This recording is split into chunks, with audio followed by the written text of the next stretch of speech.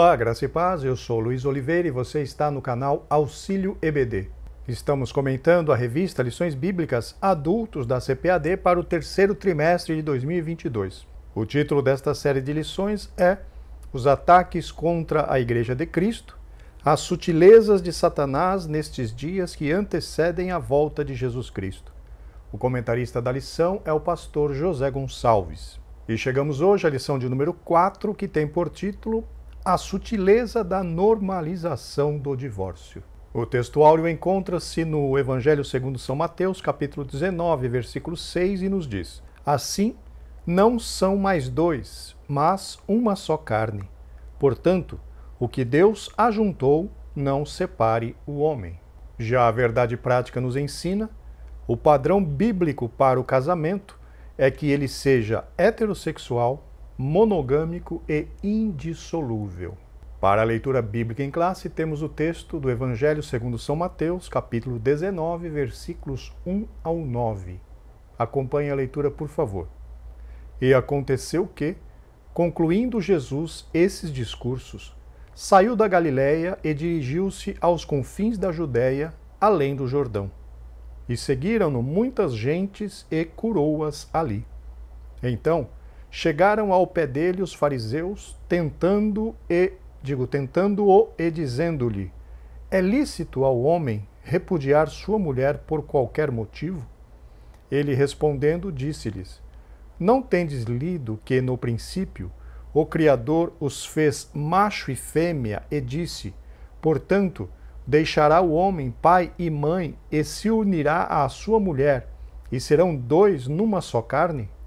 Assim não são mais dois, mas uma só carne. Portanto, o que Deus ajuntou, não separe o homem. Disseram-lhe eles: Então por que mandou Moisés dar-lhe carta de divórcio e repudiá-la? Disse-lhes ele: Moisés, por causa da dureza do vosso coração, vos permitiu repudiar vossa mulher, mas ao princípio não foi assim. Eu vos digo, porém, que qualquer que repudiar sua mulher, não sendo por causa de prostituição, e casar com outra, comete adultério, e o que casar com a repudiada, também comete adultério. O plano de aula da Revista de Mestre nos traz 3 objetivos. Primeiro, expor o divórcio no contexto bíblico. Segundo, pontuar os aspectos legal e moral do divórcio. Terceiro, refletir a respeito da prática pastoral com pessoas em situação de divórcio. Meus irmãos, como de costume, gostaria de lembrá-los que, para aqueles que assim desejarem, o arquivo com as notas de aula que eu utilizei para a gravação desta videoaula está disponível para download. O link para download está aqui, logo abaixo na descrição deste vídeo. Outro sim, queridos irmãos, para aqueles que querem entrar no nosso grupo do WhatsApp, os irmãos podem enviar uma mensagem aqui neste QR Code que está aparecendo aqui na sua tela, que é o QR Code onde o nosso irmão Terêncio, aí no Brasil, está nos ajudando nessa questão. Os irmãos entrando em contato com este QR Code, através deste QR Code que está aqui, nosso irmão Terêncio enviará para vocês o link dos grupos do WhatsApp. Lembrando que estes grupos do WhatsApp são apenas para recebimento dos materiais e todos os 4 grupos têm exatamente o mesmo conteúdo. Então, os irmãos só precisam se cadastrar em um dos grupos, não precisa cadastrar em 2, em 3, como temos visto alguns irmãos fazendo. Basta cadastrar-se em um dos grupos e os irmãos já estarão recebendo todo o material que nós estaremos disponibilizando. Agora sim, vamos para o comentário. Introdução.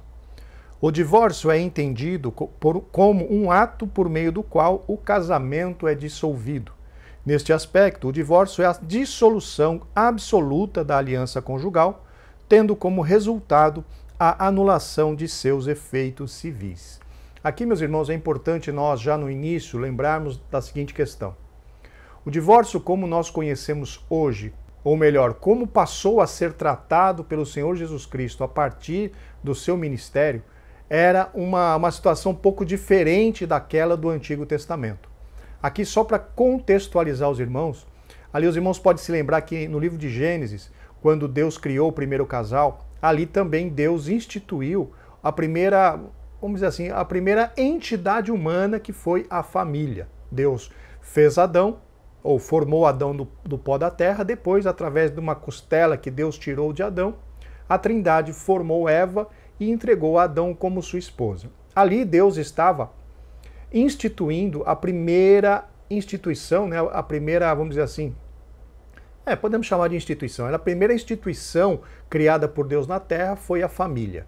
E este modelo de família era justamente um homem, uma mulher, casados com compromisso, ou seja, aquilo que nós veremos na lição, ou como nós já vimos na lição, né, o casamento ele é heterossexual, um homem e uma mulher, ele é monogâmico, ou seja, um homem para uma mulher e uma mulher para um homem, e também na lição está tratando de ser indissolúvel. Por quê? Porque o casamento é uma aliança entre um homem e uma mulher. Então este, meus irmãos, foi o padrão estabelecido por Deus no Éden. Com a queda do homem, aconteceu uma mudança muito triste. Por quê? Porque a mulher perdeu aquela questão da sua igualdade com o homem, passou a ter um valor menor do que o homem, tanto que o homem passou a ser, vamos dizer assim, o proprietário, o dono da mulher, porque a mulher ali no Êxodo 20, nos 10 mandamentos, ela é colocada no mesmo nível de uma propriedade. Não cobiçarás o boi do teu próximo, não cobiçarás a mulher do teu próximo, não cobiçarás o campo do teu próximo. Então por ali nós vemos que a mulher foi colocada numa situação de inferioridade. Ela passou a ser mandada pelo homem, né? O homem passou a ser o dono dela, ela passou a ter assim uma característica meio que de quase como uma propriedade do homem. E a partir dessa situação, piorou ainda mais, porque os homens passaram a ter mais do que uma mulher. Então percebam, do padrão estabelecido por Deus no Éden, que era um homem com a sua mulher, casamento heterossexual, monogâmico e indissolúvel, e o indissolúvel é quando nós lemos lá em Mateus 19, quando o Senhor Jesus Cristo, o que Deus uniu, não o separe o homem. Então a aliança de casamento é algo assinada, ratificada por Deus. Quando um casal firma firma uma aliança de casamento, uma aliança de fidelidade, uma aliança de dedicação um para com o outro, essa aliança Deus ratifica embaixo dizendo: eu confirmo essa aliança que vocês estão fazendo. Ou seja, e é daí que vem essa expressão, o que Deus uniu. Deus, ele une justamente confirmando aqueles votos, aquela aliança de casamento, aliança, vamos dizer assim, aquele pacto de casamento firmado, né, pelos votos ali diante do juiz de paz, diante do pastor, enfim, diante das pessoas. Deus simplesmente ratifica embaixo dizendo: então, vocês prometeram, vocês entraram numa aliança, então eu ratifico embaixo. Ou seja, eu estou abençoando essa união, eu estou ratificando, eu estou dizendo, eu reconheço esta aliança aqui no céu. É aí onde vem, é dessa questão de onde vem a expressão o que Deus uniu. Não é que Deus escolheu um para o outro, não. Deus simplesmente ratifica, confirma aquela aliança que o casal faz diante do pastor, diante do juiz de paz e principalmente diante de Deus. Então, voltando, quando o primeiro casal pecou e a mulher foi, vamos dizer assim, amaldiçoada e rebaixada da sua condição de igualdade, as coisas começaram a mudar bastante na cultura. Por quê? Porque chegou um momento que um homem passou a ter várias mulheres. Ou seja, não havia mais aquela aliança de exclusividade. Hoje nós sabemos que o padrão do casamento é um casamento, conforme eu já disse, vamos repetir, heterossexual e monogâmico, ou seja, um marido e uma mulher, um homem e uma mulher. Os dois, apenas os dois firmaram esta aliança. Com a questão do pecado, os homens passaram, depois de um certo tempo, a ter mais do que uma esposa. Então essa questão da monogamia acabou caindo por terra naquela época. Então percebam que havia uma questão diferente. Na realidade, não podemos igualar um casamento onde há poligamia, um casamento polígamo, né, onde um homem tem várias mulheres, com um casamento monogâmico, onde é um homem e uma mulher. Por quê? Um homem vai fazer aliança de fidelidade com várias mulheres. Como assim vai fazer uma aliança de fidelidade? Se um homem já tem duas mulheres, ele já não é fiel à primeira. Então percebam que houve uma certa, vamos dizer assim, descaracterização da questão desta fidelidade de um homem para com a mulher, depois da queda de Adão e Eva. O que aconteceu depois? Quando o Senhor Jesus Cristo veio, ele reestabeleceu essa questão de um homem e uma mulher. Em Mateus 19, o Senhor Jesus Cristo está deixando claro que no princípio não foi assim, ou seja, o homem se desviou do conceito, do princípio, né, daquele modelo da família ideal, do modelo da família divino estabelecido no Éden. Depois do pecado, o homem se distanciou deste modelo e Cristo estava restabelecendo este modelo. De que forma? Em primeiro lugar, com a vinda de Cristo, com a morte e ressurreição de Cristo, a mulher foi restabelecida na sua posição de igualdade perante o homem. Hoje não, desde a ressurreição de Cristo, a mulher diante de Deus ocupa a mesma posição do homem, no sentido de a mesma posição original de a mulher ao lado do homem como uma adjutora, como uma ajudadora. E também no ministério de Cristo, ele veio restabelecer o casamento monogâmico, veio novamente dizer, olha, vocês viram lá no princípio que o conceito, o padrão era um homem e uma mulher, e o homem se unirá à sua mulher e não às suas mulheres. E serão dois numa só carne. Então percebam que no ministério, quando Cristo veio no seu ministério, ele veio restabelecer a posição da mulher de igualdade, né, lado a lado do homem, e também veio restabelecer o padrão divino para a família, o padrão divino para o casamento. Então, quando nós mencionamos a questão do divórcio no Antigo Testamento, é um pouco diferente do que nós temos no divórcio depois do ministério de Cristo. Porque um homem no Antigo Testamento tinha mais do que uma esposa.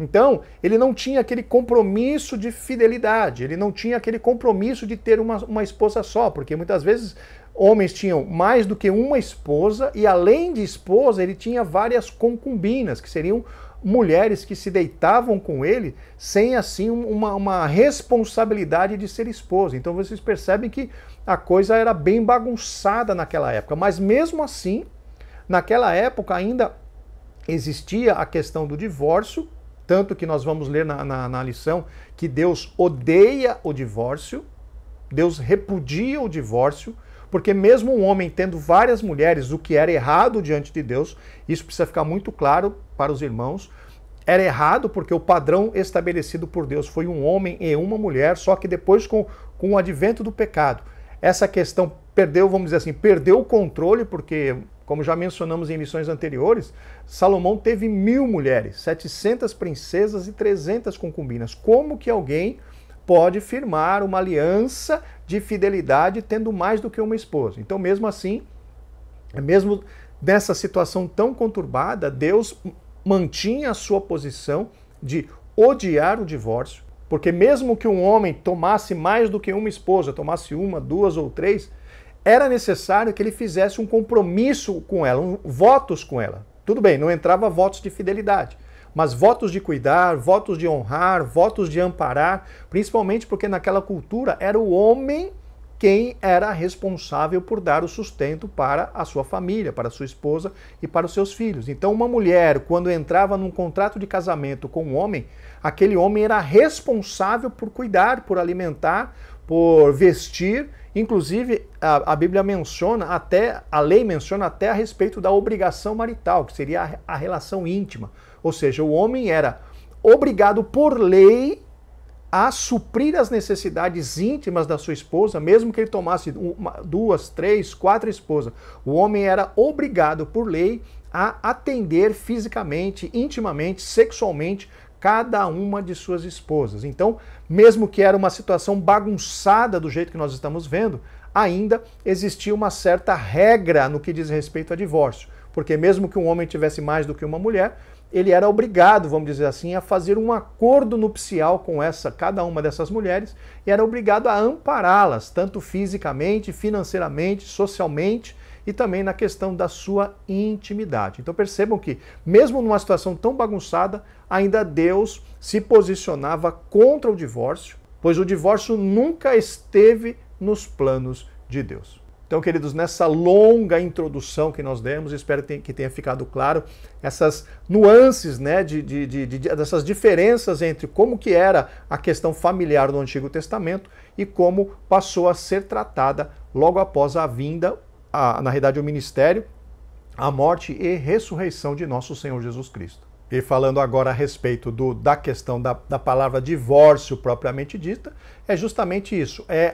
O divórcio é a anulação da aliança de compromisso, né, da aliança firmada diante do altar, trazendo a anulação completa dos compromissos assumidos durante aquela aliança. Isso então seria a definição do que é divórcio. Dependendo da cultura, dos pressupostos religiosos praticados e da motivação que levou à ruptura do casamento, a prática do divórcio pode permitir os cônjuges contrair um novo casamento ou não. Existem muitas diferenças culturais, queridos irmãos, entre as várias nações do mundo, entre pode casar de novo, se divorciar ou não pode casar de novo, mas nós queremos trazer este foco justamente para a cultura ensinada pela Bíblia Sagrada, a cultura cristã, a expectativa de Deus para nós, os seus servos, para todos aqueles que andam nas pisadas de Cristo Jesus. A lição de hoje fará uma análise sobre o divórcio no contexto das culturas bíblica e contemporânea. Vejam aqui que o comentarista vai tentar trazer para nós uma análise do divórcio, tanto naquilo que a Bíblia ensina, que ele chama aqui de cultura bíblica, como também na cultura contemporânea, ou seja, aquilo que as pessoas que não servem a Deus estão praticando, estão tomando para si como valores em relação à família, em relação à união conjugal através do casamento. Então o comentarista vai tentar nos trazer uma análise dessas duas, vamos dizer assim, desses dois pontos de vista, cultura cristã e também cultura contemporânea. Devido à tendência contemporânea de vulgarizar o divórcio, tornando-o banal e normal, a presente lição tomará como padrão aquilo que as Escrituras Sagradas ensinam sobre esse assunto. Também se orientará por aquilo que o nosso documento confessional, a Declaração de Fé, ensina e orienta sobre o divórcio. Meus irmãos, infelizmente, quando olhamos para a cultura contemporânea, nós vemos que cada vez mais o divórcio está sendo facilitado. No caso do Brasil, por exemplo, que é onde a maioria dos irmãos vive, a questão do divórcio está se tornando tão simples que a partir da mudança da Constituição feita em 1988, é possível que um casal consiga pegar ou oficializar o seu divórcio em um único dia. O casal vai pela manhã no cartório e consegue até o final do dia sair com o documento que diz que eles estão divorciados. Então percebam como está banal e normal esta condição do divórcio aí na cultura, né? Na cultura contemporânea, onde as pessoas que não servem a Deus cultivam esses valores da liberdade, né? Vou casar, se não casar não tem problema, eu vou divorciar, caso de novo. Este é o pensamento do mundo, que é completamente contrário e avesso e oposto àquilo que a Bíblia nos ensina como correto. Nós cristãos precisamos levantar, meus irmãos, a bandeira de defesa do casamento, pois nós precisamos ser referenciais para essas pessoas que não conhecem a Deus. É claro, nós vamos tratar mais para frente da lição. Existem muitos cristãos também que estão se divorciando, mas isso, meus irmãos, deveria se tornar prioridade para todo o ministério. Ajudar, orientar e instruir os irmãos, as famílias cristãs, a respeito dessa questão da importância de se honrar a aliança matrimonial diante de Deus e diante do seu cônjuge. E principalmente se utilizar de todas as ferramentas possíveis e disponíveis para a manutenção deste casamento e não a manutenção simplesmente de um casamento sofrível. Pois o desejo de Deus é que cada casal cristão viva aquilo que Deus preparou para o casamento, ou seja, viva uma vida de felicidade, viva uma vida de contentamento, viva uma vida de prosperidade e alegria diante do Senhor. Meus irmãos, Deus preparou o casamento para ser uma bênção na vida de cada um de nós. Se nós não estamos tendo sucesso no nosso casamento, significa que nós temos que parar, Nós temos que repensar as nossas atitudes, repensar as nossas prioridades, repensar a forma como nós estamos tratando o nosso cônjuge. Por quê? Porque Deus já tem uma promessa de bênção para o casamento. Deus já tem uma promessa de felicidade e de alegria para o casamento. E se nós não estamos vivendo esta bênção, essa prosperidade, este contentamento no nosso casamento, nós estamos cometendo erros, nós estamos errando, tanto perante o nosso cônjuge, como também perante o Deus Todo-Poderoso. E quando isso acontece, se faz necessário uma parada para a meditação, uma parada para uma análise, para que possamos descobrir onde é que nós estamos errando. Uma vez que o ministério de todas as igrejas passe a desempenhar ou passe a considerar essa questão da reconstrução do casamento dos cristãos como uma grande prioridade, nós passaremos, queridos irmãos, a influenciar positivamente este mundo que nos rodeia. Conforme mencionei, infelizmente, muitos cristãos estão se divorciando. E não é tão somente por causa de infidelidade conjugal. É por N motivos. Incompatibilidade de gênios e várias outras desculpas. Mas tudo isso, meus irmãos, pode ser contornado. Com a graça de Deus, com o conhecimento da palavra de Deus, nós conseguimos vencer qualquer tipo de dificuldade, porque, como eu já mencionei, Deus já abençoou as uniões, Deus já abençoou o casamento. E se nós não estamos alcançando esta bênção, é porque nós estamos fazendo errado e precisamos voltar, parar, retornar no ponto do erro e, a partir de então, começar a fazer, a trabalhar, a agir, a cuidar da maneira correta. A palavra-chave para esta lição é divórcio. Chegamos ao tópico 1, o divórcio no contexto bíblico. Subtópico 1, o divórcio no contexto do Antigo Testamento. Na Antiga Aliança, o plano de Deus para a raça humana é que o casamento fosse monogâmico e vitalício, conforme nós já mencionamos. Heterossexual, monogâmico e indissolúvel, ou seja, esta aliança deveria perdurar até que a morte separasse esse casal. O profeta Malaquias afirmou que Deus odeia o divórcio. Está lá em Malaquias 2,16 e o comentarista se referiu aqui na Nova Almeida Atualizada. Mas eu gostaria de fazer a leitura deste mesmo versículo de Malaquias 2,16, agora na Nova Versão Transformadora. Percebam. Pois eu odeio o divórcio, diz o Senhor, o Deus de Israel. Divorciar-se de sua esposa é cobri-la de crueldade, diz o Senhor dos Exércitos. Portanto, guardem seu coração, não sejam infiéis. Percebam então, meus irmãos, que Malaquias, nessa versão nova, versão transformadora, deixa claro que se um homem quiser se divorciar, naquela época, se um homem quisesse se divorciar da sua esposa, era, além de um ato de crueldade contra ela, também era um ato de infidelidade à aliança, ao contrato firmado no início do casamento. Então a Bíblia já é muito clara quando diz que Deus odeia, em outras versões diz que aborrece o repúdio, abomina o repúdio, ou seja, Deus nunca apoiou o divórcio, Deus nunca apoiou a quebra da aliança matrimonial, e nós veremos que quando Cristo trata do assunto, ele dará para nós apenas uma situação e Paulo nos dará uma outra situação para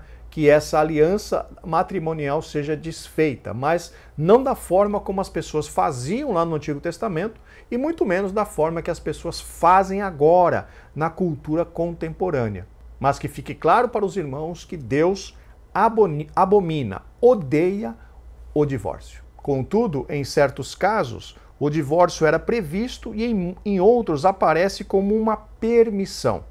Em Deuteronômio 24, 1 e 4, o texto afirma que uma das condições para o divórcio era o marido encontrar coisa feia na esposa. A expressão hebraica erwat dabar, traduzida como coisa feia, possui o sentido de nudez ou coisa vergonhosa. O texto não especifica o que significa essa expressão. Isso deu margem para uma série de debates pelas escolas rabínicas que a interpretavam de diferentes modos. O que o comentarista quer dizer aqui, meus irmãos, que lá em Deuteronômio 24, de 1 a 4, existe essa questão, essa cláusula na lei, né, que permitia que o israelita desse carta de divórcio à sua esposa, e o texto usado ali, que foi traduzido para o português, é coisa feia. Porém, não houve um consenso entre as escolas rabínicas a respeito do real significado desta coisa feia.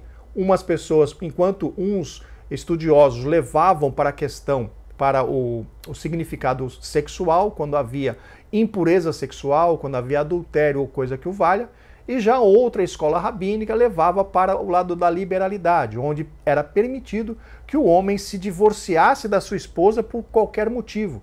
E chega no texto que eu li no livro de apoio, chega a dizer que se a esposa queimasse a comida quando fosse cozinhar, já era motivo para o marido se divorciar dela, caso ele quisesse. Percebo então que nem entre os próprios rabinos, que eram os estudiosos das escrituras da época, chegou-se a um consenso sobre o que representava esta coisa feia. Então não vai ser eu, não vou ser eu que vai tentar, que vou tentar dirimir estas dúvidas. O que precisa ficar claro para nós é o seguinte: Deus abomina o pecado, abomina também o pecado, mas Deus abomina o divórcio. E o que acontece? Champre menciona na sua enciclopédia que essa questão de Deuteronômio 24, 1 e 4, nada mais poderia ser do que uma normalização daquilo que já acontecia normalmente na cultura judaica. O que significa essa normalização? É mais ou menos assim, meus irmãos. Os judeus, os israelitas, porque na época não eram judeus, né? Os israelitas já tinham essa prática de dar carta de divórcio para sua esposa. Ah, não gostei, aconteceu isso, aconteceu aquilo, e as pessoas já tinham esse costume, os israelitas já tinham esse costume de se divorciar da sua esposa. Então, segundo Champlin, o que está em Deuteronômio 24 veio justamente só normalizar isso, ou seja, trazer uma norma, trazer uma regra para esta prática que já era comum ali nos tempos dos israelitas, quando a lei foi dada, quando a lei foi estabelecida ali no deserto. Então percebam que nós temos algumas visões diferentes a respeito desse mesmo tema. As duas escolas rabínicas, uma dizendo que essa separação era apenas permitida se houvesse infidelidade conjugal, e a outra escola rabínica dizendo que poderia se separar por qualquer motivo.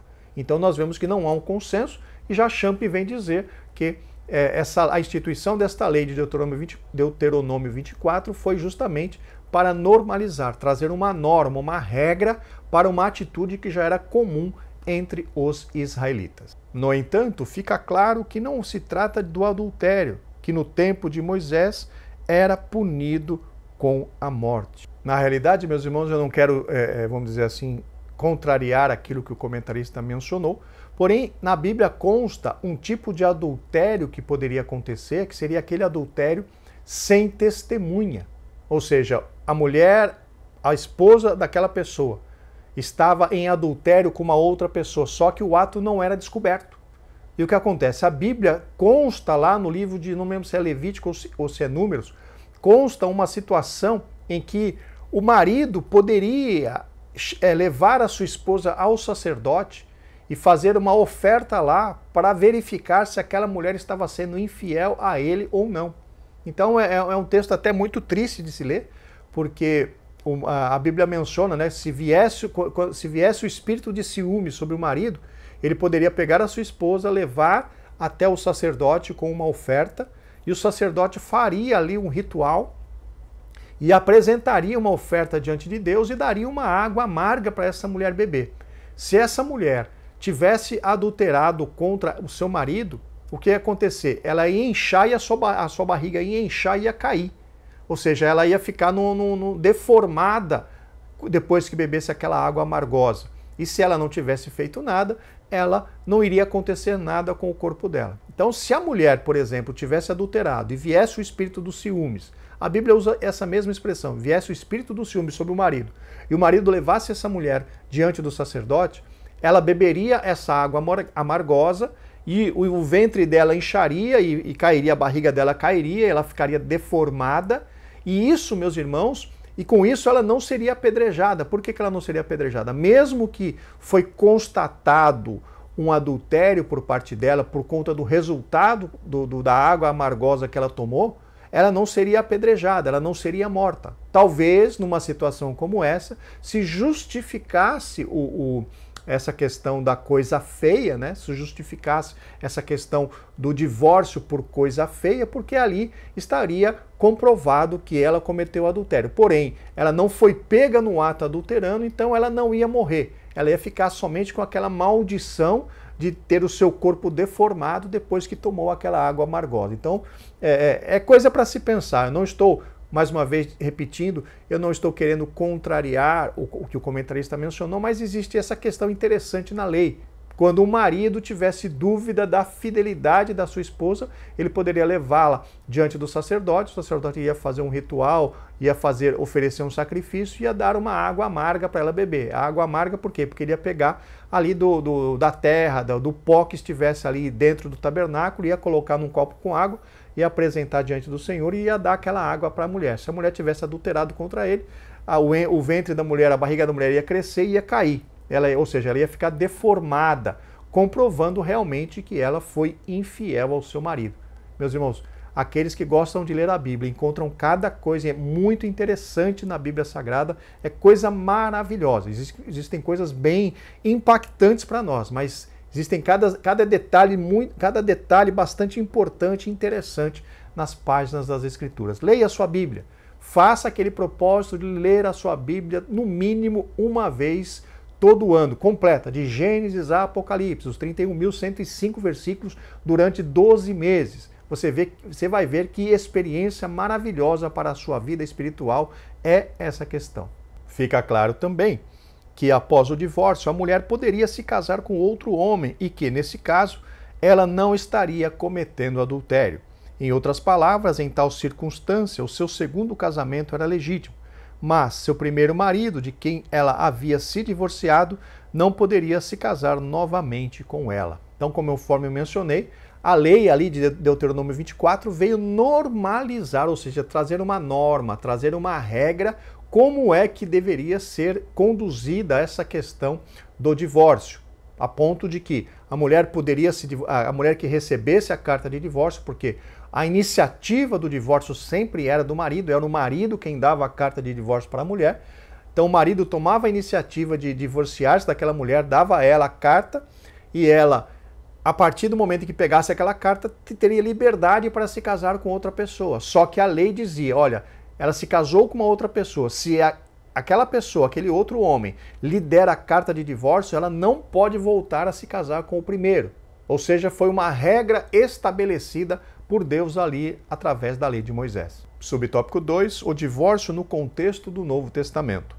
No texto de Mateus capítulo 19, Jesus mostra que o plano original de Deus é que o casamento dure para toda a vida. Justamente conforme mencionamos, aquilo que Deus uniu, não o separe o homem. Ou seja, a aliança de casamento, a aliança firmada diante do juiz de paz, diante do pastor e principalmente diante de Deus, ela é ratificada por Deus. E Deus fala, não, eu estou confirmando esta aliança que vocês estão firmando entre os cônjuges aqui no céu. Ou seja, Deus está confirmando aquela união, aquele compromisso, aquela aliança de compromisso feita no casamento lá no céu. É aí, então, que entra a questão do que Deus uniu, que Deus confirmou. O homem não pode desfazer. Eles estão em aliança, eles estão em compromisso diante do Deus Todo-Poderoso. Este, então, é o conceito principal do casamento. Uma aliança diante de Deus que é indissolúvel, ou melhor, que pode ser dissolvida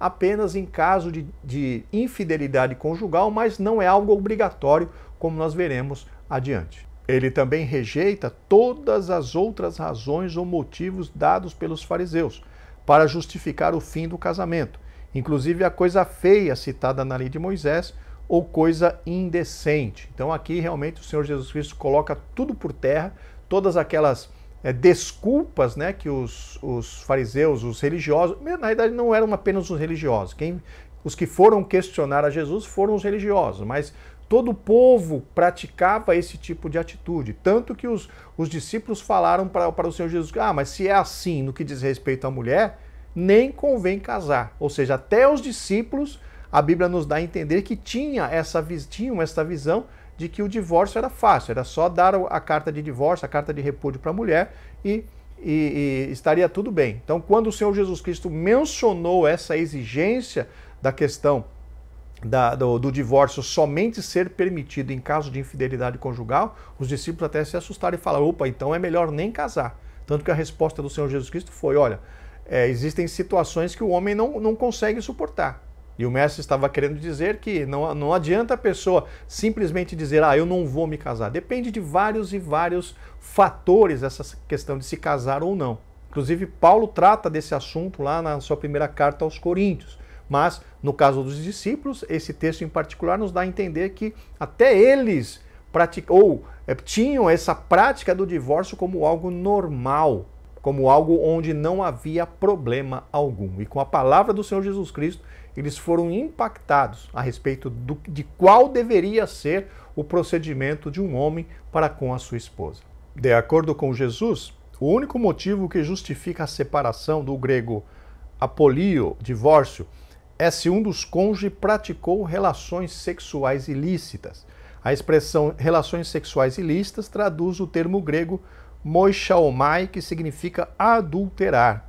No texto de Mateus, portanto, seu sentido é de alguém que cometeu adultério. Ou seja, a única condição que o Senhor Jesus Cristo estabeleceu para que um casal dissolva, desfaça, anule a sua aliança conjugal seria o adultério. Conforme mencionamos em lições anteriores, quando tratamos do tema, apesar de que a Bíblia nos dá dá a todos nós essa oportunidade de se divorciar, caso nós sejamos vítimas de uma infidelidade conjugal, uma infidelidade sexual por parte do nosso cônjuge, a expectativa bíblica é que haja perdão e reconciliação e reconstrução deste casamento. Conforme eu mencionei, a expectativa bíblica é que o perdão seja oferecido para alguém que tenha caído no adultério.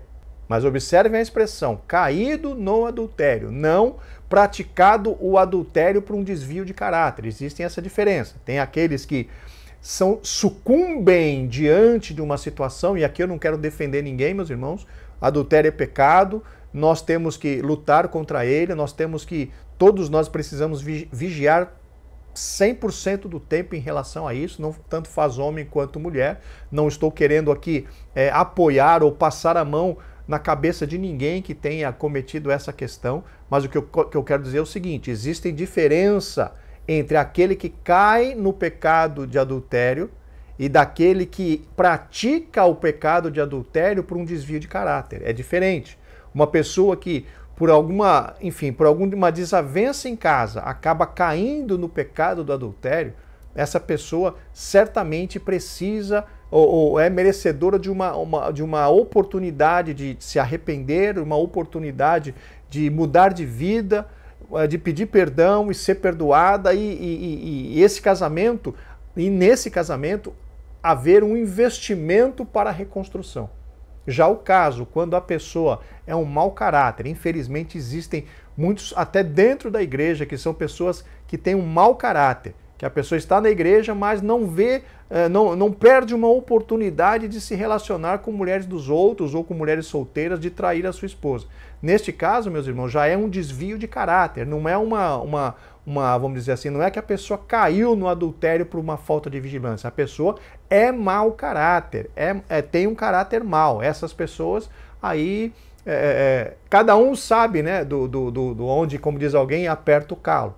Então, na minha visão, se a pessoa caiu no adultério por uma fraqueza, por falta de vigilância, o que não é correto, conforme eu já mencionei, essa pessoa que caiu, que não é por ser um mau caráter, é por falta de vigilância, por alguma outra coisa, esse tipo de situação é merecedor do perdão e de uma tentativa de reconstrução. Agora, quando a pessoa é um mau caráter, aí, se a esposa ou o marido perdoa, normalmente isso vai acontecer de novo, por quê? Porque não é uma queda, não é uma situação esporádica, é uma prática que a pessoa desenvolveu na sua vida. E quando a pessoa desenvolve este mau caráter e gosta e se sente prazer em estar traindo, aí, meus irmãos, se a pessoa perdoar, a pessoa vai ter que perdoar várias e várias vezes, porque isso vai se repetir várias e várias vezes. Não estou querendo dizer aqui que ninguém merece uma segunda oportunidade. Sim, todo mundo merece uma segunda oportunidade. Mas nós conhecemos com quem vivemos. Você conhece com quem você vive. Você sabe se Deus o livre e guarde, se essa pessoa do seu cônjuge cai no adultério, você sabe se é por mau caratismo ou por fraqueza. Então, cada um de nós tem condição de julgar ou de analisar a questão do nosso cônjuge. Então, Deus o livre e guarde que isso aconteça com qualquer um dos irmãos. Mas se porventura vier a acontecer, nós precisamos ter o equilíbrio necessário para poder analisar a situação. Oferecer perdão, sim, irmão, para todos. Mas a oportunidade de reconstrução e a oportunidade de continuar juntos, cada um de nós tem que decidir por si só. E é somente nessa condição de adultério, de infidelidade conjugal, é que a Bíblia nos dá, para casais cristãos, dá como uma oportunidade, uma possibilidade de divórcio. Caso contrário, nós cristãos não temos mais nenhuma liberdade, vamos dizer assim, não é liberdade, mas nenhuma brecha ou nenhuma permissão bíblica para nós nos divorciarmos do nosso cônjuge, principalmente no intuito de se casar novamente. Nós veremos mais para frente que tem aí uma situação em que Paulo nos menciona que até que não é vontade de Deus, não é permitido por Deus, mas se a pessoa, por exemplo, bater o pé, vamos imaginar num caso, meus irmãos, onde a pessoa como é que eu posso dizer? Ela é agredida dentro de casa pelo seu marido ou pela sua esposa. A agressão física, tudo bem que algumas pessoas interpretam a agressão física como sendo uma quebra de aliança, porque a pessoa prometeu cuidar, entrou em aliança para cuidar, e a partir do momento em que começa a bater, a machucar, enfim, a agredir fisicamente, já acabou a segurança, a pessoa já não tem mais segurança de viver com essa pessoa. Então, muitos ministérios apoiam a questão do divórcio por uma pessoa que sofre maus tratos dentro de casa. O que eu digo para você? Eu já disse isso em lições anteriores e a minha posição é a seguinte: diante da lei dos homens, se um homem bater numa mulher, ele precisa ser denunciado na delegacia da mulher. Ele precisa. Não há como nós suportarmos, não há como nós tolerarmos, não há como nós fazermos vista grossa numa família onde a mulher é agredida pelo seu marido. Não dá para ficar orando, não dá para ficar simplesmente, irmã, vamos orar para que Deus salve o seu marido, vamos orar para que isso aconteça. Não, irmão. Se a mulher é agredida pelo marido, a lei protege esta mulher. A mulher precisa ir à delegacia da mulher, denunciar este marido, porque ela está apanhando, está sofrendo maus tratos, e a igreja, por sua conta, apoia esta mulher naquilo que ela precisar. Quando acontece isso no caso de um crente agredir a sua esposa, além de ir para a cadeia, a Bíblia dá oportunidade para esta mulher de se divorciar desse marido. Porém, não dá oportunidade para a mulher se casar de novo. Porque a dissolução do casamento, segundo o Senhor Jesus Cristo mencionou, principalmente no que diz respeito a dois cristãos, é apenas o adultério. Então, se a mulher sofre maus tratos por parte do marido descrente ou do marido crente, põe essa pessoa na cadeia, denuncia ele na delegacia da mulher, põe esse cara na cadeia, e a mulher pode, no caso do seu marido ser cristã, se separar dele, mas não pode casar de novo. Porque, no meu entendimento, a única oportunidade ou a única possibilidade de você dissolver um casamento entre dois cristãos seria justamente a infidelidade conjugal. O que se depreende desta passagem bíblica é que Jesus estava dizendo que o divórcio feito por razões outras que não o adultério não dissolve o casamento aos olhos de Deus. Vejam aqui então o comentarista mencionando justamente aquilo que eu acabei de citar. O divórcio feito por outras razões que não o adultério não dissolve esta aliança firmada diante de Deus. Ou seja, a aliança continua válida e se um dos dois for de outro homem ou de outra mulher, constitui-se no campo espiritual adultério.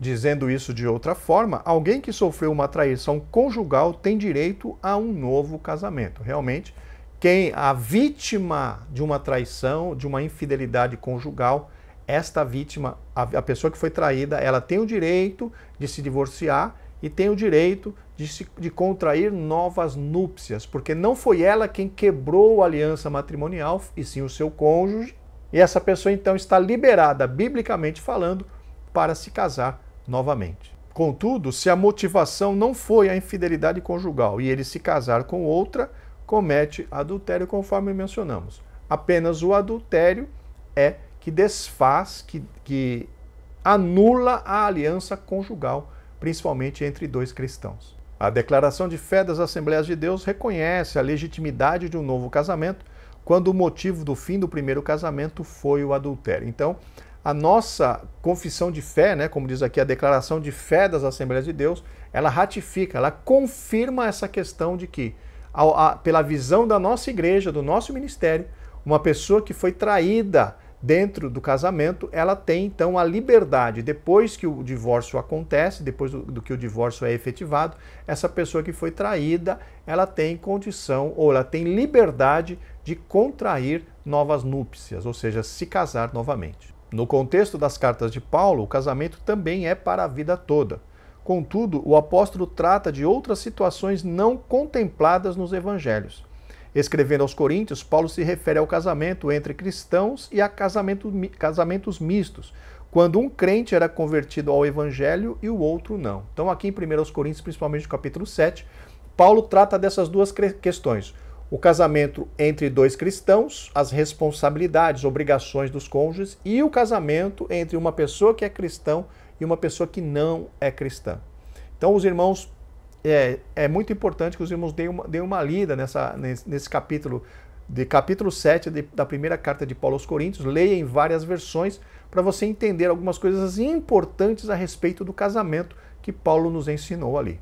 No caso de crentes, Paulo diz que se o casal venha a se separar, que não se case de novo ou que se reconcilie. Esse texto está ali em 1 Coríntios 7, versículos 10 e 11. Aqui, meus irmãos, é aquela questão que eu comentei com os irmãos lá atrás.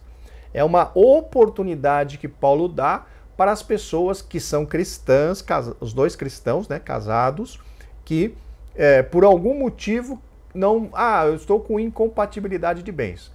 Não é apoiado pela Bíblia, Deus não espera que isso aconteça, porém, se caso a pessoa achar que a vida está tão insuportável que não consiga mais viver juntos, aqui há uma brecha, podemos chamar de brecha, para que haja separação, porém não há permissão para novo casamento da parte de nenhum dos dois. Vamos ler esse texto, 1 aos Coríntios, capítulo 7, versículos 10 e 11, vamos ler na Nova Versão Transformadora. Para os casados, porém, tenho uma ordem, vejam, tenho uma ordem que não vem de mim, mas do Senhor. A esposa não deve se separar do marido. Mas, se o fizer, que permaneça solteira, ou seja, sem se casar de novo, ou se reconcilie com ele. E o marido não deve se separar da esposa. Então vejam que, mesmo não sendo vontade de Deus, mesmo Deus dando uma ordem dizendo, olha, não se separem, ainda existe uma possibilidade, no sentido da pessoa, está muito difícil, estou apanhando do meu marido crente, estou sofrendo maus tratos, estou fazendo isso, fazendo aquilo. Existe essa possibilidade que vai contra a vontade de Deus, que vai contra a ordenança bíblica, que vai contra tudo, mas se a pessoa quiser, ela pode se separar, não vai se constituir em pecado diante de Deus no sentido de a pessoa se separou, está em adultério. Não vai se constituir em pecado, porém a pessoa não pode se casar de novo. Porque se isso acontecer, aí sim se estabelece, se configura o adultério na vida dessa pessoa que se casou nessa condição, se separou sem que houvesse adultério, sem que houvesse nenhuma razão, vamos dizer assim, no que diz respeito à infidelidade conjugal para que houvesse a separação, a pessoa se separou mesmo sendo contra a vontade de Deus, não se constitui um pecado, a pessoa não está em pecado, vamos dizer assim, mas essa pessoa não pode se casar de novo, porque se casar de novo, aí sim o pecado de adultério passa a se configurar na vida dela. Por quê? Porque a sua união conjugal com o seu cônjuge, ela não foi desfeita com a separação. Diante de Deus continuaram casados, estão apenas morando em locais diferentes, mas diante de Deus ainda continua sendo válida aquela aliança de compromisso entre os dois. Eu entendo que isso é um pouco difícil, um pouco confuso, mas é o que a Bíblia diz. Vamos ler, leia novamente esse texto de 1 Coríntios 7, 10 e 11, leia em várias versões para você ter um entendimento esclarecido a esse respeito. Isso aqui consideramos como sendo uma brecha na lei que permite que os casais, não é que permite, né?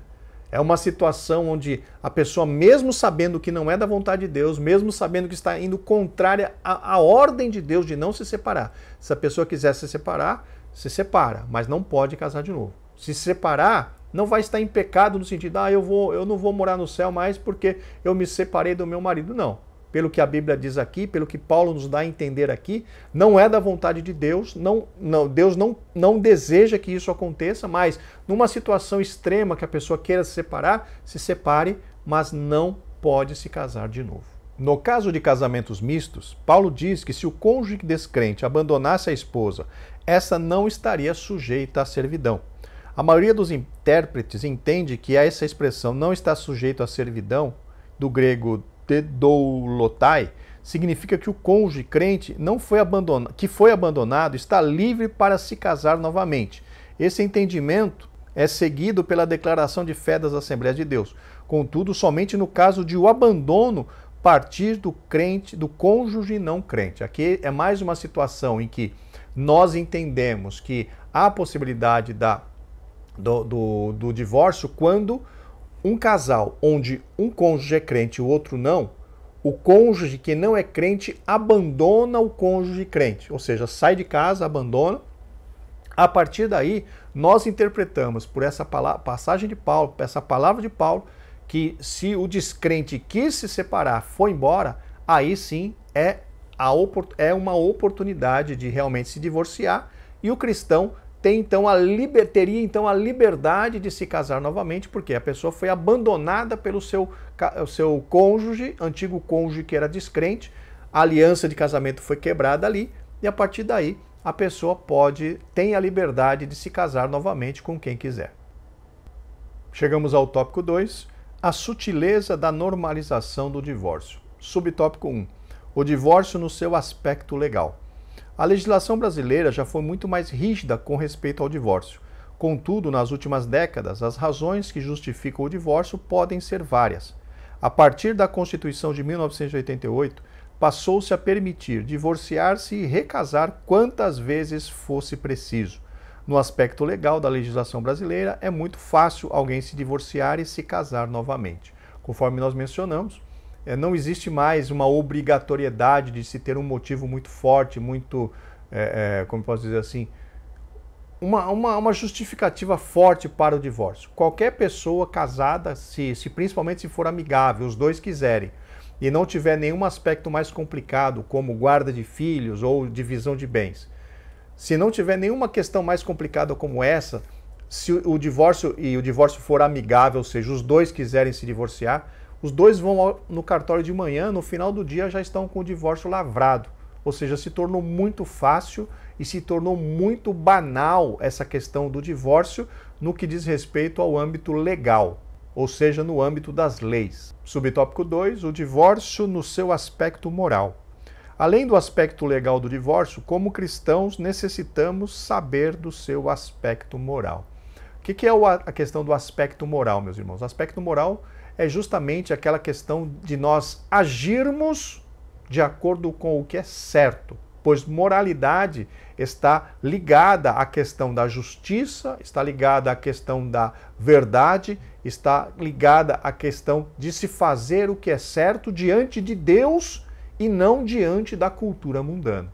E é importante lembrar que o que estabelece para nós os padrões morais, ou seja, as regras que nós devemos seguir nas nossas ações, tão somente são as Sagradas Escrituras. O cristão, ele não pode ser influenciado pela cultura contemporânea, pela cultura brasileira, pela cultura americana, pela cultura de sei lá o quê. O cristão precisa ser influenciado pela cultura bíblica, por aquilo que a Bíblia nos mostra como padrão moral, padrão de comportamento, padrão de santidade, padrão de porte, né? Padrão de ação, padrão de palavras. Então, o nosso padrão moral precisa ser definido através das Sagradas Escrituras. Então, quando alguém, principalmente um cristão, está tendendo, está entrando para a questão, para começar a pensar na questão de se divorciar do seu cônjuge, imediatamente esse cristão precisaria voltar o seu pensamento para aquilo que a Bíblia Sagrada diz a esse respeito. Essa pessoa não poderia ser influenciada pela cultura contemporânea, ou seja, a cultura deste mundo no qual estamos vivendo, e sim ser totalmente influenciada pela cultura, pelas regras morais estabelecidas pela palavra de Deus. Para um descrente, qualquer razão ou motivo justifica a prática do divórcio e um novo casamento. Mas o cristão deve perguntar se isso é moral. O Estado garante o seu aspecto legal, contudo a Escritura define seu aspecto moral. Aqui, meus irmãos, é exatamente aquilo que eu acabei de mencionar. Qual é o padrão definido pela Bíblia para o casamento? Até que a morte o separe, ou numa situação tão complicada onde há uma infidelidade conjugal, também é permitido, porém, conforme eu mencionei, há uma expectativa bíblica de perdão e reconciliação e reconstrução. Então o padrão moral do cristão, como eu acabei de mencionar, é o que está na Bíblia Sagrada. Casamento monogâmico, heterossexual e indissolúvel. O que pode dissolver um casamento? Somente a infidelidade conjugal no caso de dois cristãos. Somente isso dissolve casamento. Qualquer outra ação para se promover um divórcio, diferente de uma ação, de um acontecimento, né, de um evento de uma infidelidade conjugal, se constitui algo errado, se constitui algo pecaminoso diante de Deus, a não ser aquela questão que eu mencionei há pouco, daquela brecha na lei de Deus, não vamos dizer como brecha, né, mas assim uma possibilidade dentro da lei de Deus de a pessoa, não aguento mais meu marido, não aguento mais minha esposa, vou me separar, só que não pode casar de novo. Não é da vontade de Deus, entendam isso, eu entendo que muitas pessoas não vão entender, não vão concordar com isso, mas leia o que está ali na Bíblia, leia o que está ali em 1 Coríntios 7, 10 e 11, leia em várias versões, você vai verificar que existe essa possibilidade. É correta? Não é correta. Deus quer que isso aconteça? Deus não quer que isso aconteça, mas numa situação de estar insuportável para alguns dos dois, existe essa possibilidade, mas essa possibilidade não permite novo casamento. Porque se houver novo casamento, aí se constituirá então em infidelidade conjugal, porque conforme mencionamos, a aliança conjugal não foi quebrada com esse divórcio, esse afastamento, né, esse distanciamento entre dois cristãos, mesmo que eles tenham se divorciado perante a lei dos homens. Ainda a lei perante Deus, perante a lei de Deus, perante a aliança espiritual firmada diante de Deus, esta aliança ainda continua válida. Então, meus irmãos, a questão moral do cristão é o que está na palavra de Deus.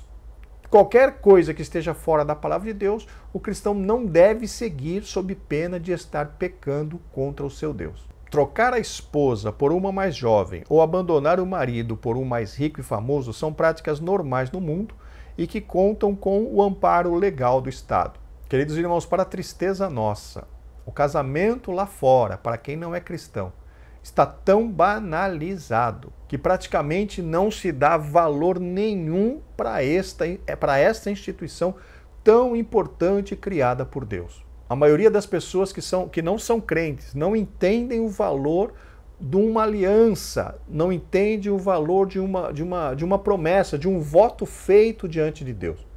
Vou dizer para vocês que muitos cristãos também não têm noção dessa questão da aliança, da questão do voto, a importância que isso tem diante do nosso Deus. Os descrentes não têm esta visão, os descrentes não têm essa noção da importância da aliança, de cumprir um compromisso assumido com outra pessoa.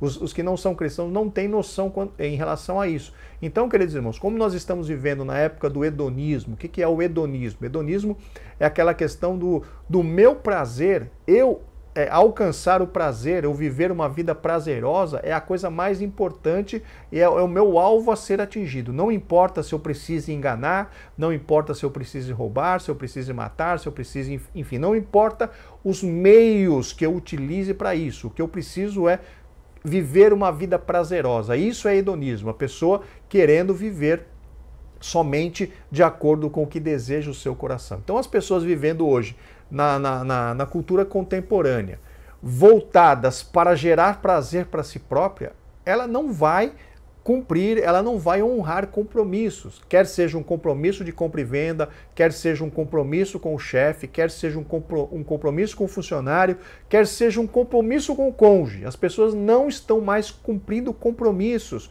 porque elas não sabem ou ignoram a importância diante de Deus que existe nos pactos, nos votos, nas alianças feitas. Então, queridos irmãos, não se pode, aqui eu vou usar uma expressão do pastor lá de Brasília, o pastor Anderson Silva, né? Aquele pastor que tem bastante tatuagem, que é bastante polêmico. Ele usa uma expressão que eu acho bastante interessante, que ele diz: não se pode exigir vida de quem está morto. Então, não se pode exigir, diante desta ótica, não se pode exigir de uma pessoa que não conhece a Cristo, de que não serve a Cristo, não se pode exigir dessas pessoas atitudes que exatamente somente alguém que conhecesse a Cristo poderia ter. Então nós não podemos exigir deste mundo que não conhece a Cristo, que não serve a Deus, que haja como nós cristãos deveríamos agir, valorizando o casamento, valorizando a família, valorizando a verdade.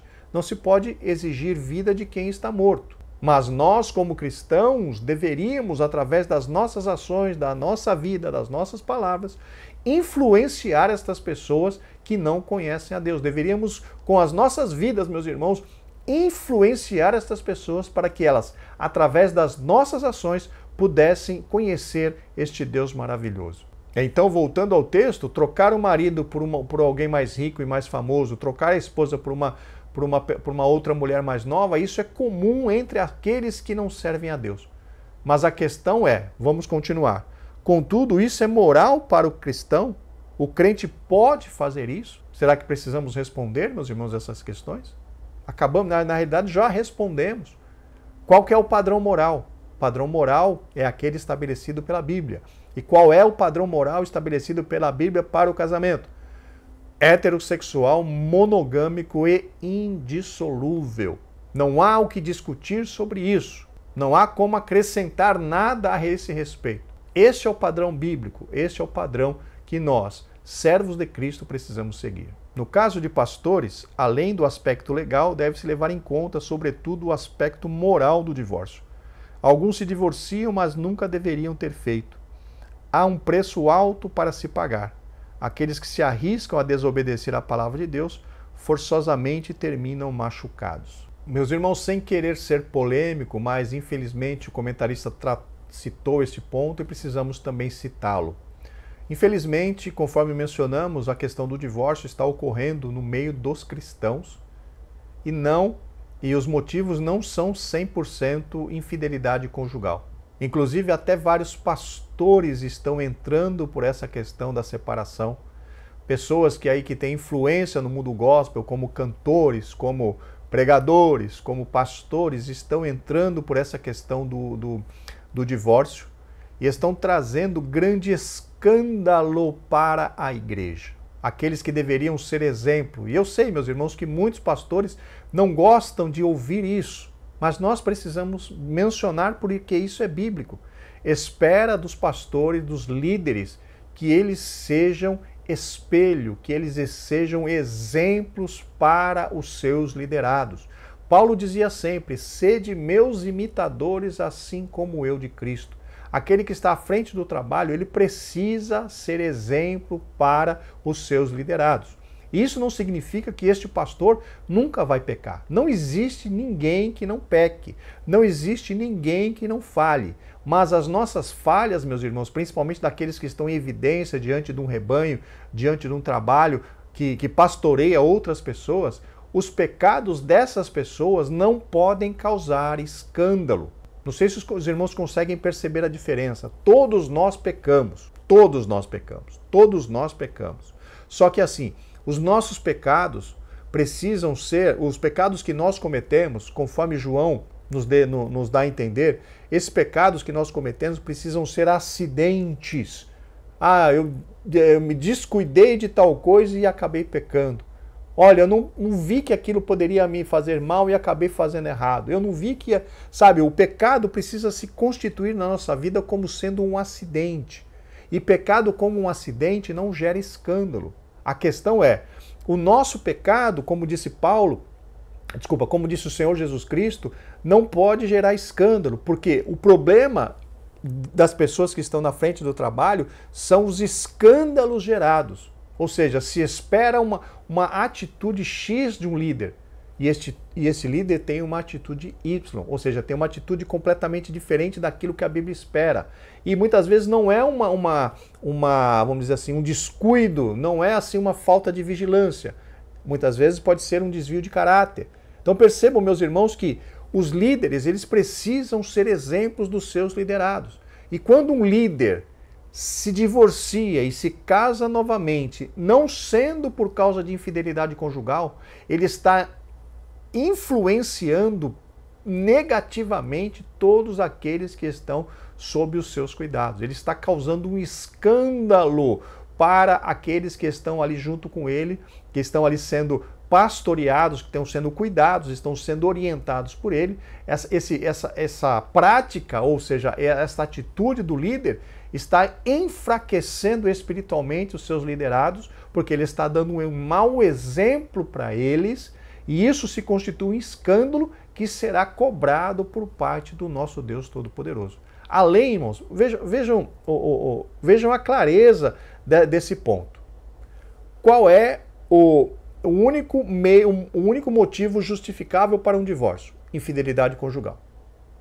Se um pastor, ou se um membro, ou qualquer pessoa se casar, se separar de uma pessoa e se casar com outra, e não sendo por infidelidade conjugal, esta pessoa que se separou e se casou com outra já entrou numa situação de adultério.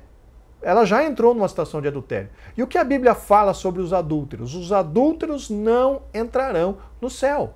Não há como um adúltero entrar no céu. A Bíblia é clara, não sou eu que estou tirando essas pessoas do céu. É a própria Bíblia quem está tirando os adúlteros do céu. Então, uma pessoa que se separa do seu cônjuge, não sendo por infidelidade conjugal, e se casa novamente, esta pessoa está em adultério. Perante Deus, ela está em adultério. Porque a aliança de casamento com o seu cônjuge anterior, com o seu primeiro cônjuge, diante de Deus ainda está válida. Ou seja, ela se configura, essa segunda união se configura uma união de adultério. E essa pessoa está afastada do céu porque está vivendo uma vida de adultério. Vejam como é claro. Imagine um líder que tem muitas pessoas sob a sua liderança, que se separa de uma pessoa, da sua esposa, não sendo por infidelidade conjugal, e casa-se com outra. Este líder já está em adultério e está influenciando os seus liderados a entrarem pelo mesmo caminho. Não estou dizendo que ele está incentivando no sentido de ele falar em cima do púlpito, mas uma ação do pastor nesse sentido acaba influenciando os seus liderados da seguinte forma: o pastor fez isso, então eu posso também fazer. Percebam a questão do escândalo como é, meus irmãos. Então, um líder que se divorcia da sua esposa, não sendo por causa de infidelidade conjugal dela, e se casa com outra, biblicamente falando, esta pessoa está em adultério, e se está em adultério, essa pessoa não conseguirá entrar no céu se não se acertar diante de Deus. Aí como é que se acerta, irmão Luiz? É só a pessoa pedir perdão e está tudo certo? Não, a pessoa tem que desfazer a questão do adultério. E como que ele desfaz a questão de adultério? Se separar dessa pessoa com quem ele casou e se reconciliar com a primeira, ou se separar e ficar sozinho. É assim que o adultério é resolvido. Se separar da segunda esposa, parar com essa situação de adultério e se reconciliar com a primeira, ou separar dessa e ficar sem casar. Essa é a condição para a pessoa se livrar do adultério. Caso contrário, não adianta pedir perdão, porque a sua aliança de casamento ainda está estabelecida, a aliança de casamento dessa pessoa ainda está estabelecida com a primeira, não foi desfeita, não foi desfeita. Então percebam a situação complicadíssima dos líderes que entram por este caminho do divórcio sem que tivesse havido aí uma infidelidade conjugal. Chegamos agora ao tópico 3, o divórcio e a prática pastoral. Subtópico 1, a pessoa do divorciado. O divorciado é uma pessoa e, como tal, deve ser vista. Quem passou por um processo de divórcio sabe o quão traumático isso é. Sentimentos de rejeição, medo e abandono muitas vezes continuam presentes na vida de quem passou por uma separação. Queridos irmãos, aqui neste tópico 3, o comentarista está querendo tratar dos resultados que essa questão do aumento do número de divórcios tem causado, né, dos efeitos desse aumento do número de divórcio tem causado, principalmente na população, mas que se reflete também na vida da igreja. Muitos ministérios têm recebido pessoas destruídas por causa do divórcio. Por mais que as pessoas queiram menosprezar essa questão do divórcio, meus queridos irmãos, todos aqueles que passam por um divórcio têm a sua vida, vamos dizer assim, no mínimo virada de ponta cabeça. No mínimo virada de ponta cabeça. Muitas e muitas pessoas, principalmente aqueles que foram rejeitados, aqueles que foram, vamos dizer assim, abandonados, ou aqueles que foram a vítima do divórcio. O que seria a vítima do divórcio? O outro cônjuge é quem pediu o divórcio e a pessoa se viu numa situação de que teve que fornecer, teve que liberar o divórcio para ela.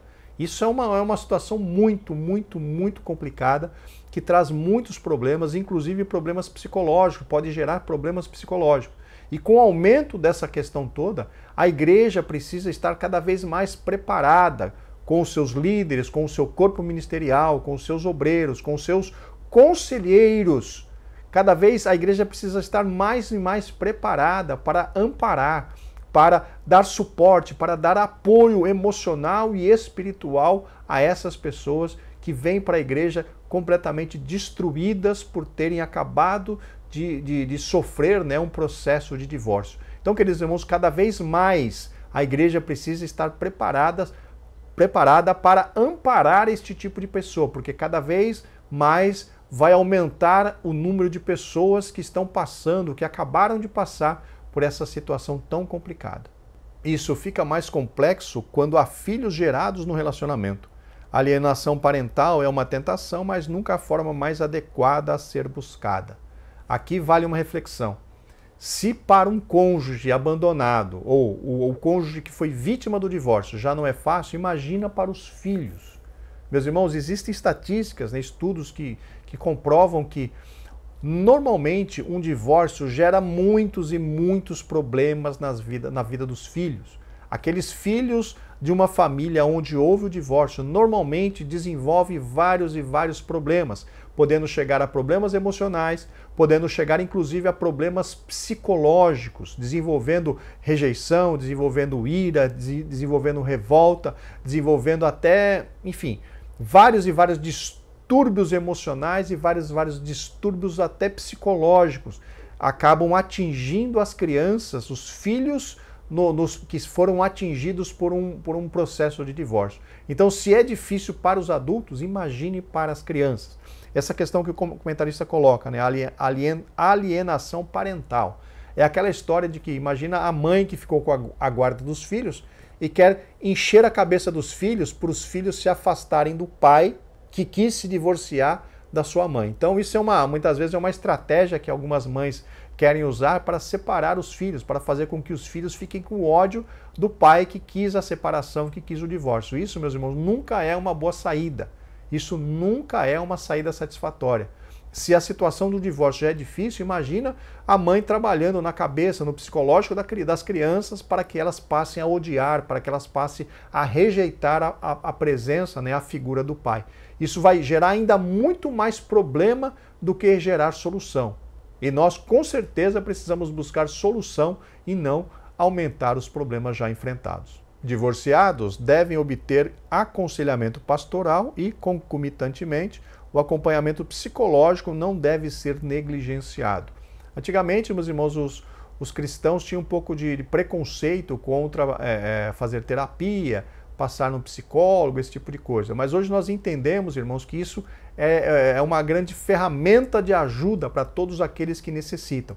Mas a única questão a ser apontada aqui é o seguinte: é sempre importante que um cristão se consulte com outro cristão. Porque se um cristão começar a se consultar com um psicólogo espírita, com um psicólogo que tenha qualquer outro tipo de fé, ou mesmo que seja ateu, ao invés de ajudar esse cristão, a tendência desse psicólogo é ainda atrapalhar ainda mais a vida do cristão. Então, nós entendemos o seguinte: é importante, é válido essa questão de um cristão fazer terapia, consultar um psicólogo? Sim, é muito válido.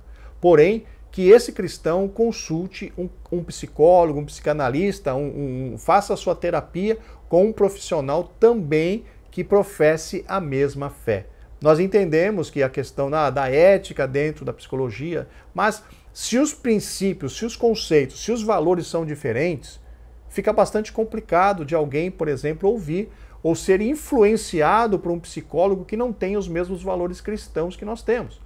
Então, é importante, é válido que um cristão se consulte, faça uma terapia, consulte um psicólogo, enfim, alguma coisa nesse sentido, mas a preferência é que se consulte com um profissional que professe a mesma fé, porque aí vai estar tudo certo. Não vai os riscos dessa pessoa ser influenciado para sair do caminho da fé, sair do caminho da obediência a Deus, vai ser muito minimizado. Quase não vai haver riscos. Já se consultando com uma pessoa que não professa a mesma fé, há um risco grande desse profissional influenciar o cristão a fazer coisas que não sejam do agrado de Deus. Subtópico 2, o divorciado como cristão. Outra coisa acerca de quem passou por um processo de divórcio diz respeito à sua condição de membro da igreja. Talvez esse seja um dos principais desafios pastorais da atualidade.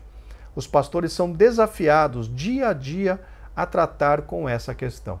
Meus irmãos, longe aqui de querer estabelecer regras ou qualquer coisa que o valha, mas quando um cristão está na igreja, já é cristão, já está congregando e acaba passando por um processo de divórcio, nós entendemos que cada ministério tem a sua visão a esse respeito. Por exemplo, existem ministérios em que quando há um divórcio entre os membros da igreja, entre uma família cristã, não sendo esse divórcio motivado por uma infidelidade conjugal, se não houver um motivo forte para que haja esse divórcio, existem ministérios que acabam disciplinando os dois cônjuges por causa desse divórcio, porque entendem que eles estão entrando num divórcio tão somente por desobediência aos mandamentos de Deus. Já existem outros ministérios que não olham o divórcio desta forma, tratam de uma forma diferente. Então, longe de mim de querer dizer se esse ou aquele está certo ou está errado, o que precisa ficar claro é: cada ministério tem a sua visão a respeito do divórcio. O que nós, como cristãos, precisamos ter em mente: divórcio, o que é permitido pela Bíblia Sagrada é só em caso de infidelidade conjugal.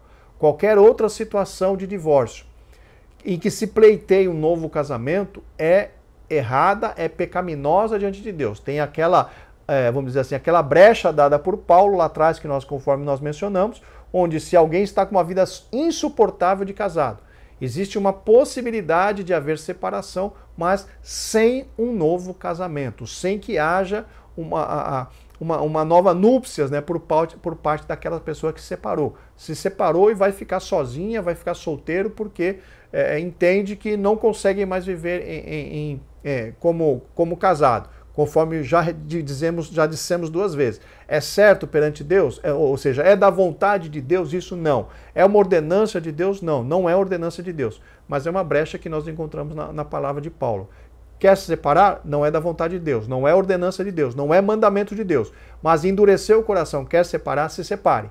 Mas não pode se casar de novo. Então esses fundamentos da palavra de Deus é que precisam ficar muito claros nas nossas vidas. E dependendo do ministério que a pessoa tiver, o ministério vai interpretar de uma forma ou de outra essa questão do divórcio. E aí só nos cabe aceitar aquilo que o ministério está nos colocando como correto. Ou então, não aceitando, a pessoa pode sai daquele ministério e vá para outro. E, mais uma vez, eu não estou aqui incentivando que as pessoas fiquem saindo de igreja para igreja. Nós temos que entender que cada ministério, cada pastor, cada corpo ministerial tem uma visão em relação a alguns temas na Bíblia. A maioria dos pastores tem uma visão mais ou menos parecida sobre a maioria dos pontos bíblicos, mas existem certas áreas que são tratadas pelo ministério de forma diferente, naquela igreja, naquele campo, enfim. Os irmãos compreenderam. Aí cabe a nós aceitar a decisão do ministério ou sair dali e procurar um outro ministério antes que uma coisa como essa aconteça, porque também não vai adiantar, a pessoa se separou do seu cônjuge naquela igreja, aí o pastor quer disciplinar. Não adianta a pessoa sair dali e sair correndo para outra, porque vai sair disciplinada da igreja. Aí a dívida ainda é maior do que aquela outra contraída, porque já vai sair da igreja disciplinada e ainda vai sair como rebelde, ou seja, vai sair sem a bênção do seu pastor. Então cada um se sujeite àquilo que o seu ministério determina diante daquela situação. Mas o importante é que todas as pessoas que se veem numa situação como essa precisam ser amparadas pelo ministério, precisam ser ajudadas, precisam ser aconselhadas, precisam ser abraçadas no sentido espiritual pelo ministério, para que as coisas que já estão ruins não fiquem ainda piores. Os casos de divórcio se multiplicam e as razões que os motivaram nem sempre são bíblicas. Cada situação deve ser analisada com cuidado, de forma que o divorciado não deixe de ser visto como alguém amado por Deus. Então aqui o comentarista já fala a respeito da análise individual de cada problema que acontece, de cada situação. Realmente concordo plenamente com ele. Nós não podemos tratar essa questão do divórcio como sendo assim algo no atacado. Cada situação merece uma análise especial, uma análise assim minuciosa do que aconteceu para se poder dar um veredicto e principalmente para se poder decidir ou definir qual é a linha de ajuda que a igreja, que o ministério vai oferecer para este casal, para essas duas pessoas que se divorciaram. Então, realmente, essa questão da análise do que ocorreu precisa ser feita e precisa ser feita de uma maneira muito séria e muito criteriosa, para que nenhuma injustiça seja praticada contra nenhum dos dois cônjuges. Contudo, que esse amor não sirva de justificativa para anular a justiça de Deus, que exige uma vida que se orienta por sua palavra. Aqui o comentarista está dizendo assim, está querendo dizer, né, que não é porque nós amamos que vamos permitir qualquer situação. Imagine aquela situação que nós citamos há pouco. Um membro da igreja, não é o pastor, um membro da igreja se divorciou da sua esposa para poder casar com uma mais nova. Por mais que nós amemos essa pessoa, essa atitude dele de se divorciar para casar com uma mais nova nunca pode ser aceita pela igreja.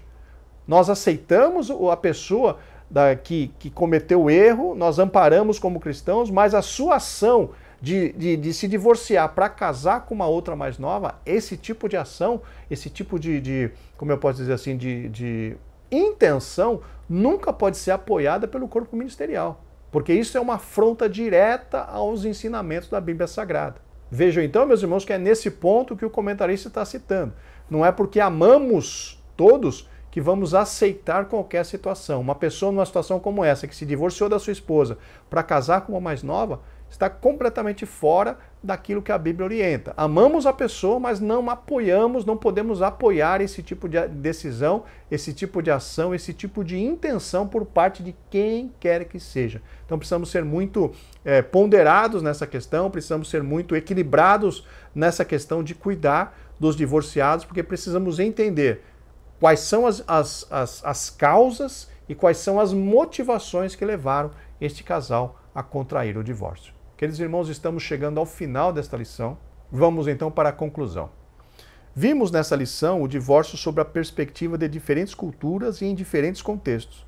Observamos que na atualidade há uma tendência entre os cristãos de enxergar o divórcio com normalidade. Essa é uma postura perigosa, arriscada e até mesmo pecaminosa. Isso porque as Escrituras contêm princípios e preceitos que moldam os relacionamentos humanos. O casamento é uma instituição divina que reflete o ideal de Deus. Portanto, e devido nossa condição de pecadores, o divórcio deve ser visto como uma anormalidade desse ideal divino. Graças a Deus pela sua presença, pela sua companhia, pelo seu apoio. Que o Todo-Poderoso possa abençoar a sua vida com ricas e poderosas bênçãos do céu. Se Deus quiser, estaremos de volta na próxima semana para comentar a lição de número 5, Graça e Paz.